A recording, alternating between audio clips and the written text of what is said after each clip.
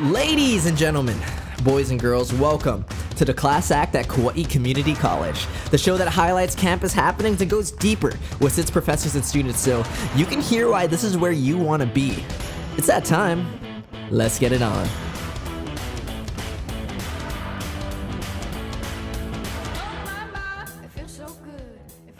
I'm sitting here with Kumu Dennis Chun, one of our Hawaiian studies teachers. How you doing, Dennis?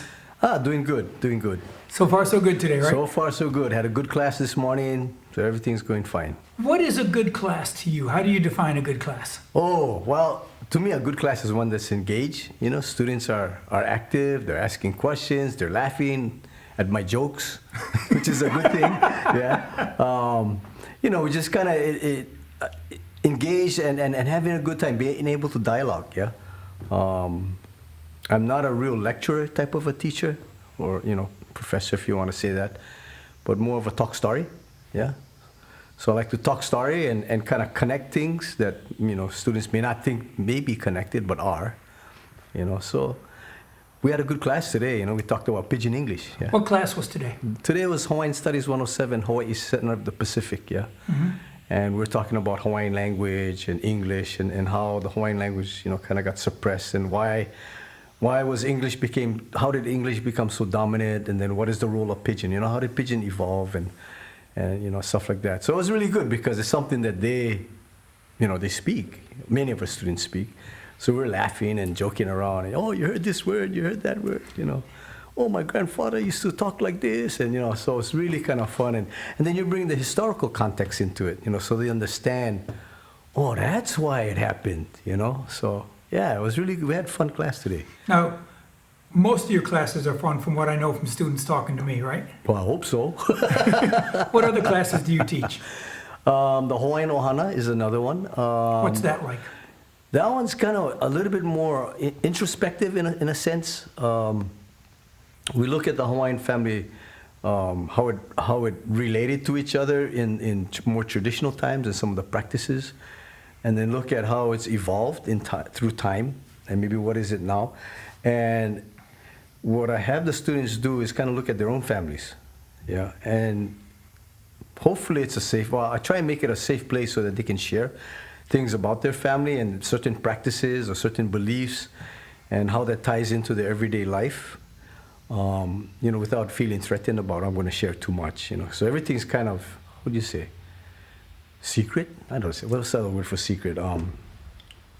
Confidential. Yeah, so it's confidential. What we share in class stays in the class. Yeah, and there's some things I have them do a journal. So some of I tell them that their journals are also confidential. So it's just a matter of them communicating with me. And if you don't, I'm not going to share it with anybody. And it's just for you to kind of even look at introspectively at your own family and your own practices and things like that. So, and then we look at why has it changed from maybe in the early 1800s, yeah. How did it change? Back when you were teaching, right? Yeah, that's what it feels like, I said, I can tell this from experience. No? So I would be remiss if I didn't talk about your passion in the class that you teach that has your heart. Oh, yeah.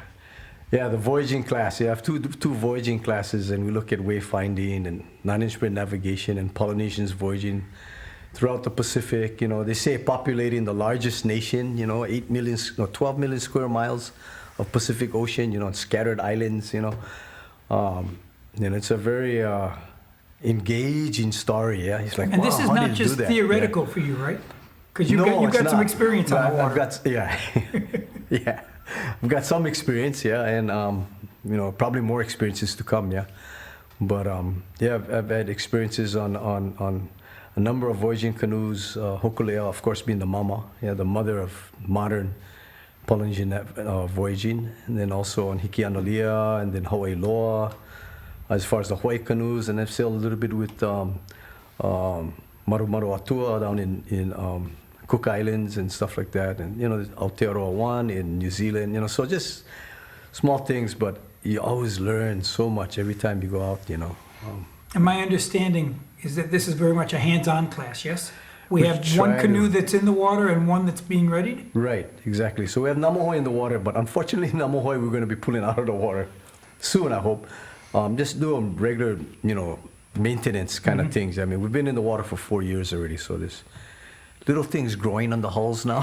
You got to kind of clean them off. Some things have kind of worn away or got broken, and we have to replace and stuff like that. Sounds like me. Yeah, yeah, old and worn out. Yeah,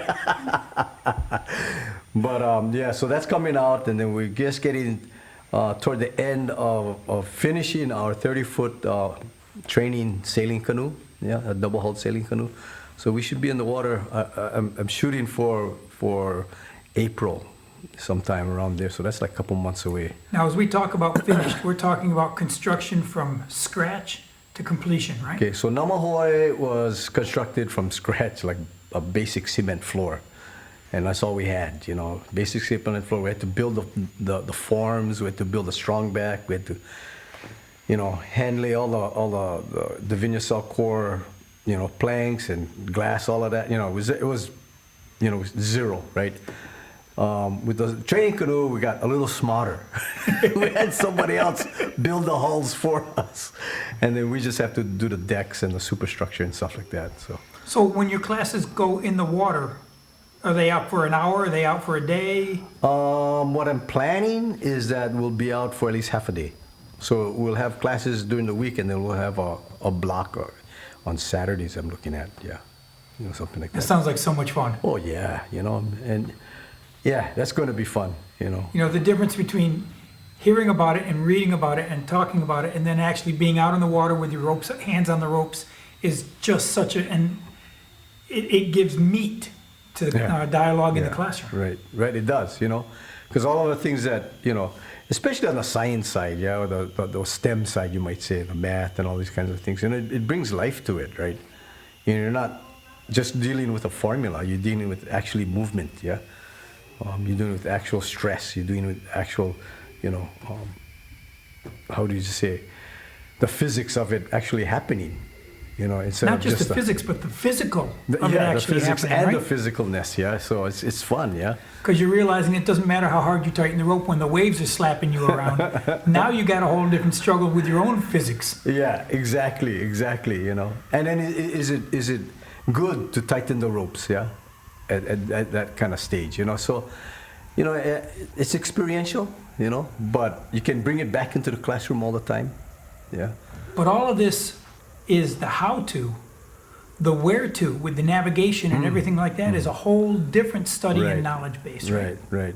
So that one, it gives them that opportunity to understand how it was done, and if they really are engaged with that and want to pursue that, then we have some avenues that they can pursue to kind of do that, whether it's with Namahoe, hopefully, in the coming years we'll do a long voyage, or with other voyaging canoes. Hokulea is planning, some voyages too, and other Makali'i on the Big Island. There's others, we have a community of voyagers now, And I tell my students this, I said, when I was born and when I was going to school, and there's no such thing as voyaging canoe.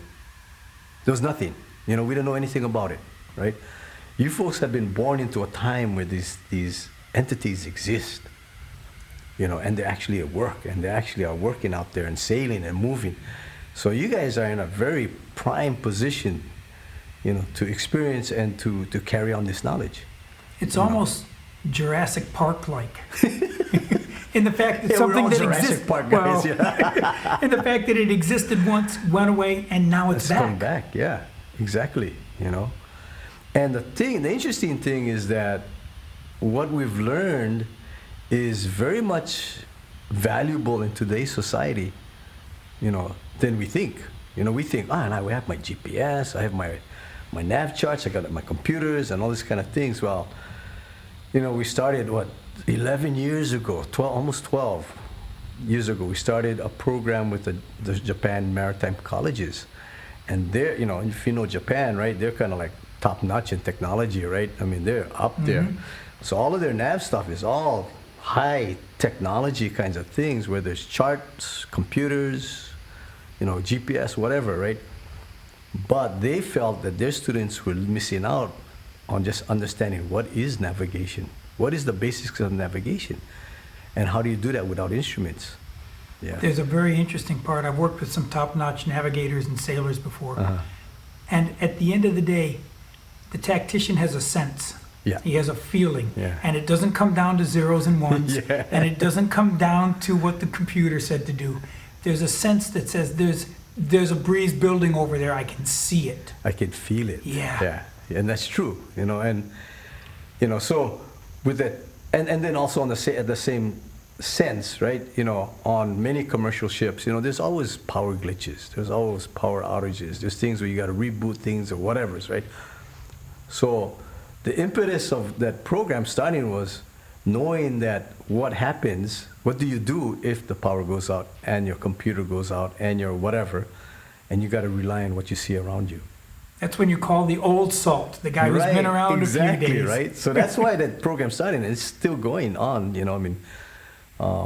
and the students find it valuable, Those students come here too, correct? Yeah, so the Japan students come here, and they're here for like 2.5 weeks, and we do, one of their, besides the navigation stuff, is English, English practice, so they got to practice English, yes.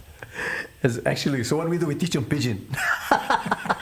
Because it's easier and faster, right? You get the point across and less words and stuff like that. But they end up learning Pidgin and Hawaiian phrases. It's kind of funny, right? They go back and they use all these Hawaiian and Pidgin phrases in Japan. It's like hilarious. And we do the same thing. We send some of our students there. We have a couple of times.